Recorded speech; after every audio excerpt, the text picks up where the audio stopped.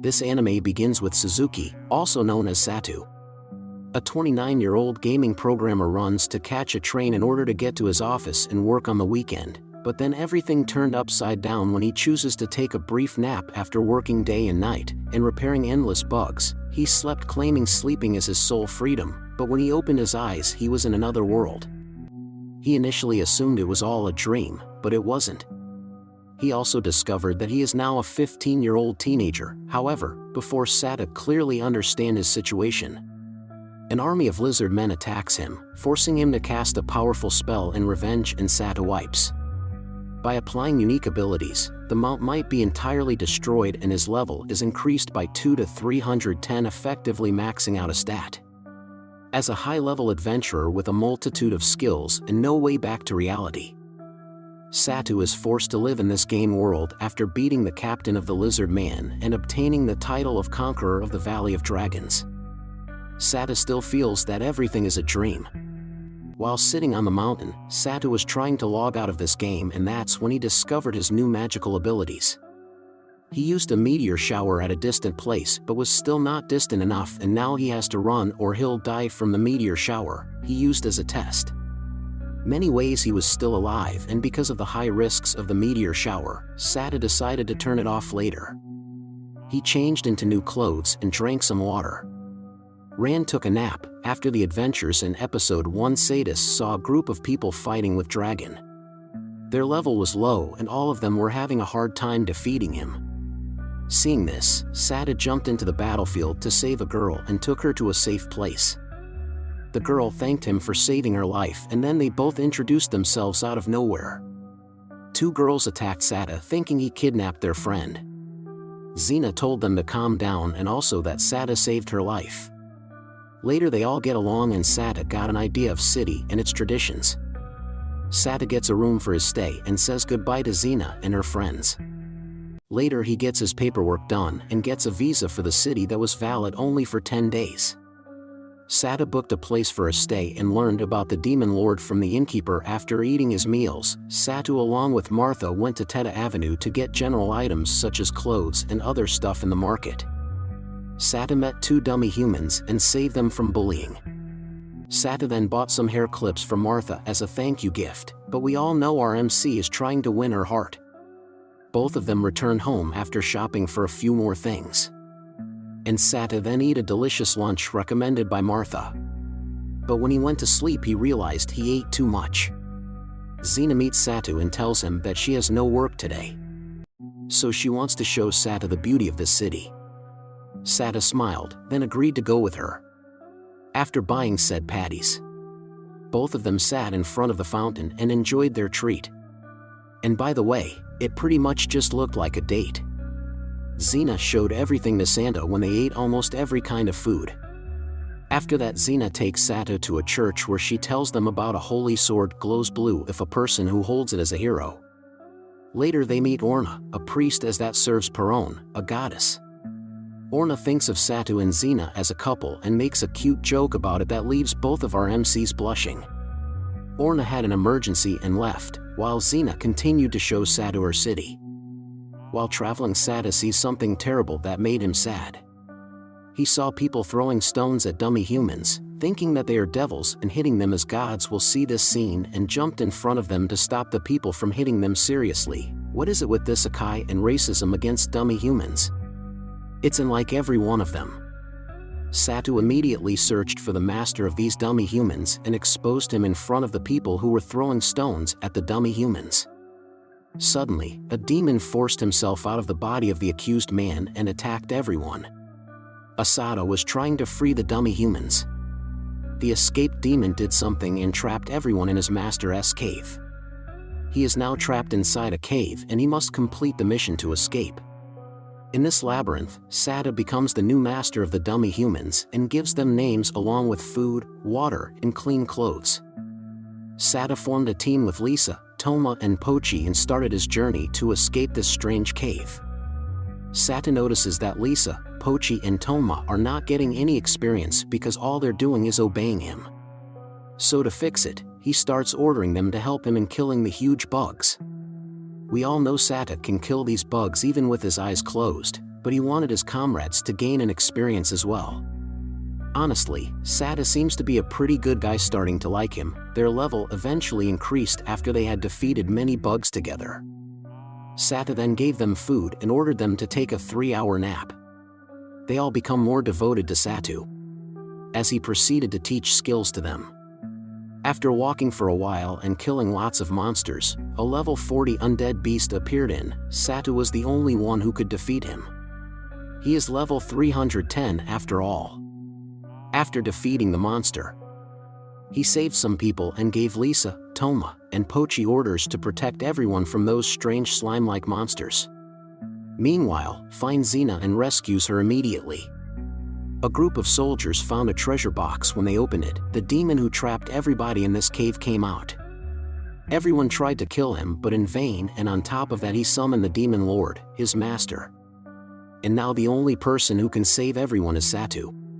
Sata makes his appearance and sliced the demon lord with this sword and saved everyone.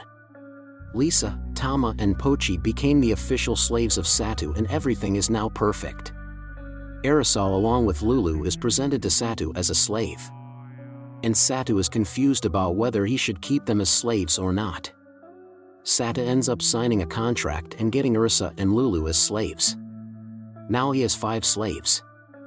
After a short introduction to each other, they all returned back to the inn. As they were on their way back, Sata realized everyone was hungry and decided to treat everyone to delicious food. Sata also bought cute dresses for everyone, and we can assure that Sata was a great kind of man. Satu arranged a room for Lisa, Toma and Pochi and slept with Arisa and Lulu. Santa wakes up at night and finds Arisa kissing him. He felt something was off, and when he realized that Arisa was using her powers to seduce Satu, he simply ordered her to stop it. Marissa later also revealed that she wants to serve Satu and she's fallen in love with him. Marissa gave Satu all the information about being summoned as a hero, and after listening to her, Sata asked why she became a slave. They both fell asleep. Xena comes to meet Satu and becomes angry. After finding Sata sleeping with Arisa, Sata ran to clear the misunderstanding. And when things cooled down, Sata gave some money to his slaves and ordered them to go to the market to buy everything they want. Sata's behaving like a gentleman and treats everyone like they're his wives. Satu, along with Xena, is now looking for a property for rent, so all of them can live together in the same place. After searching and looking after a few houses, Sata could not find any house and decided to visit the market with Xena. As they were walking in the market, Sata's slaves appeared and showed him all the new clothes they had just bought. Sata liked an earring for Xena and bought it, and then they went to the hall to watch a play. The play was pretty boring and everyone, including me, wanted it to end. After the play, Xena said goodbye to Satu and went to heal her injured comrades. Suddenly a large group of flying ants appeared and started to attack the people of the city. Pochi and Toma protected the inn while Satu and Lisa guarded the main gate along with many other soldiers. The storm of flying ants finally ended and Satu, along with his slaves, now once again enjoying a great meal. However, the mystery had only just begun. Satu was attacked by a mysterious shadow on his way back home after drinking, and he was unable to understand what was happening. So what will happen next? The story is becoming more and more interesting. Sata took the rat knight and the princess to the odd job shop for treatment because they were both wounded. The owner of the shop quickly identified the princess and gave her a bed to sleep in. Her name was Mia, and she was a 130-year-old princess. After taking them there, Satu went back to Arisa and gave medicine to Lulu. After dealing with Lulu, Satu went back to see how Mia was doing, but when he reached there she was still sleeping. As Satu and they were talking to each other, Mia woke up and Satu immediately ran to see her name, then offered a horse carriage to make it easier for them to travel. Satu immediately buys it and asks Lulu to teach him how to ride it. Lulu and Satu went on the horse carriage, and that's when Satu realized that they were being chased. Satu looked at a tree and found an owl gazing at him. As they returned back to the odd job shop and met Mesa, Mesa told Satu that Mia is being targeted by a magician. He further elaborates that Mia has exceptional magical abilities and she's being targeted because of that. Suddenly, a thunder sound is heard and Sata rushes to the main hall thinking an enemy has appeared. Sata was laughing after knowing that they'd all be afraid of thunder, and that's when Toma noticed an owl staring at them. It was the same owl that was chasing Lulu and Satu in the forest, and when Sata recognized them, it was already too late. The owl all transformed into the king of the undead named Zen, and it was determined to take Mia with him. Sata stood in front of him and stated his usual introduction about being a merchant and what bad timing it was to introduce yourself as a merchant. I mean, you're standing in front of a powerful fellow. Then say hello, I'm a merchant. Anyway, after having a little chat, Ursa and Sata Franson, and he was strong enough to abduct Mia and escape. Sata chased him, but ended up getting trapped in a shadow dimension. Looks like he activated his trap card. Sata easily escaped the shadow dimension, but Zen moved Soto to a cradle, and the only way to escape this cradle was to conquer it. Sata met a monster in a form of a dryad in the cradle, and that monster was able to move any person from one place to another. Within the cradle, when he reached the 100th floor, Sata met many hoi that had taken the form of a human girl. Sata also fought with a giant iron golem.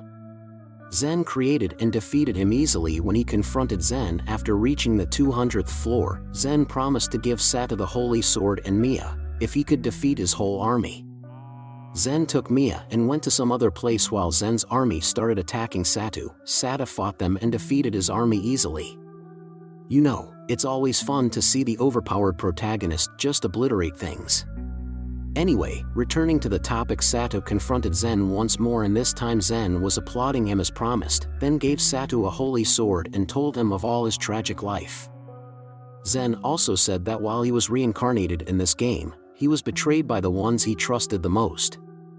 Zen later begged Sata to kill him so he can meet his wife.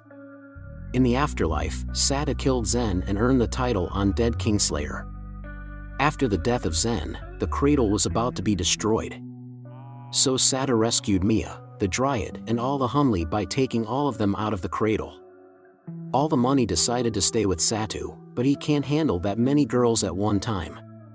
I mean, can you blame him? He's elected one girl to come with him and called her Nana.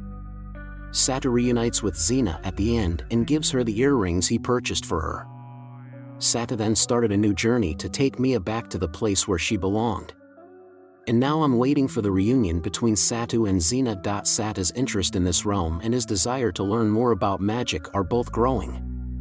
He's honing his magical abilities so we can level up. The trip was enjoyable and interesting. Satu also experienced the memory involving a shrine close to his grandfather's home. After a long and exhausting trip, Mia is finally reunited with her family. Rat family enthusiastically welcome everyone and expressed their gratitude to Sata for looking after Mia. Sata looked and spelled throughout the journey and asked me to test them out. She agreed and successfully mastered the bubble wash spells and cleaned everyone except for our curious Satu, who continued acquiring new titles and conducting new experiments. Everyone slept comfortably.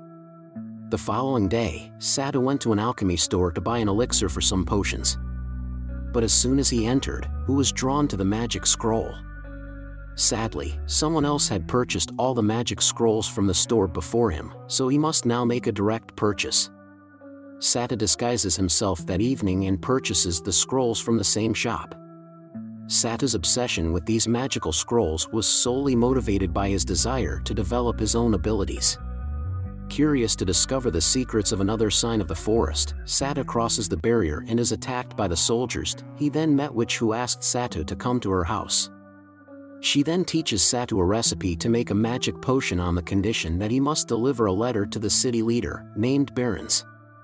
Satu returned back to his home and got scolded by Ursa for coming home late. The next morning, Sata sees the witch's apprentice getting chased by a group of bandits and immediately runs to the helper. There are currently just 120 bottles remaining after two mysterious persons smashed the cart that was carrying the potion bottles. Barons is a cruel man and demands 300 bottles as agreed. Sata takes up the responsibility to make the missing bottles. As per the agreement, Sata asked Lisa Toma, Pochi, Lulu and Nana to help him make the vials and ordered them and Ursa to help in Aniana. Sata first did some study to make the vials dry immediately and then tried to make a healing potion based on the knowledge which had told him. We all know Sata was good at everything, and I mean everything. He managed to complete the 300 bottles of potion before sunset, but things aren't just getting started. The bandits attacked once again and destroyed everything.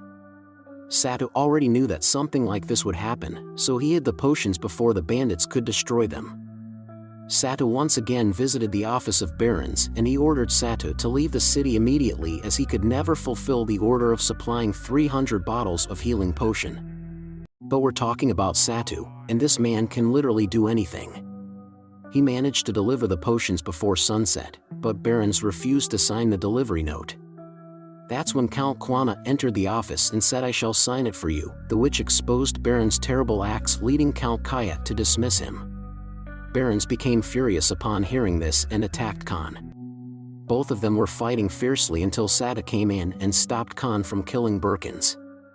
Then Sata proposed that Birkins should be imprisoned rather than executed.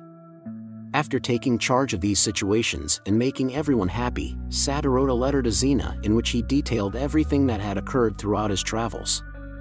Satu along with his crew continued their journey and our fantastic anime ends here. And that's the end of the video.